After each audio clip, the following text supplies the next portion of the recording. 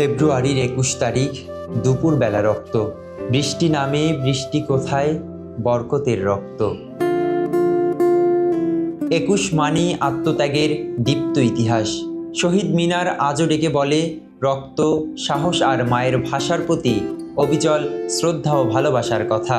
যেদিন দ্রোহের স্ফুলিঙ্গ নিভিয়ে দিতে কেঁপে উঠেছিল ঘাতকের রাইফেল, সেদিন সবুজ জমিন রঙিন হয়েছিল প্রতিবাদের রক্তে। আজ সেই ২১ শুধু জাতীয় সীমারেখায় নয়, এটি পেরিয়ে গেছে আন্তর্জাতিক মাঠে। বাঙালির দ্বারে আবারও সমাগত আন্তর্জাতিক মাতৃভাষা ও শহীদ দিবস। ২১শে ফেব্রুয়ারির প্রথম প্রহরে ভাষা শহীদদের স্মরণ করতে কেন্দ্রীয় শহীদ মিনারে ফুল দিয়ে শ্রদ্ধা নিবেদন করেন রাষ্ট্রপতি মোহাম্মদ শাহাবুদ্দিন। তার কিছুক্ষণ পরে শ্রদ্ধা নিবেদন করেন প্রধানমন্ত্রী তারেক রহমান। একই সঙ্গে শহীদদের জন্য দোয়াও করেন তিনি।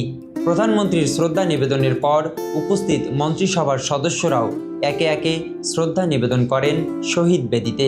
এছাড়া শহীদ মিনারে ফুল দিয়ে শ্রদ্ধা জানান বিরোধী দলীয় নেতা ডাক্তার শফিকুর রহমান, বিরোধী দলীয় চিফ হুইপ নাহিদ ইসলাম সহ ১১ দলীয় জোটের নির্বাচিত এমপিরা।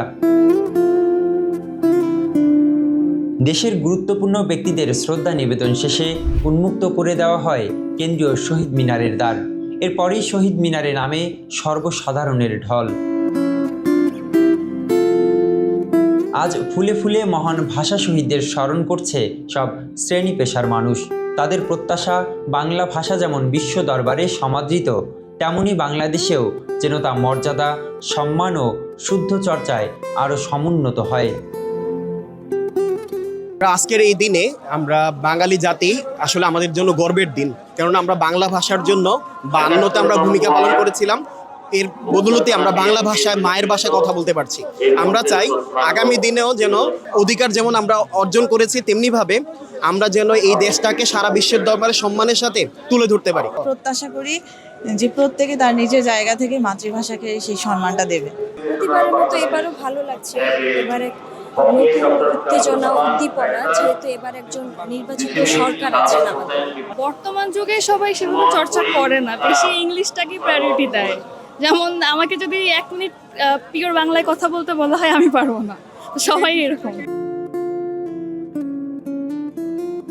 মাতৃভাষার জন্য আবেগ হয়তো সবারই আছে, কিন্তু ভাষার জন্য জীবন দেওয়ার ইতিহাস শুধু বাঙালিদেরই আছে। আজও সেই ২১ বাঙালিদের অহংকার আর মায়ের ভাষার অম্লান প্রেরণা। রুহুল আমিন, বাংলা নিউজ 24, ঢাকা।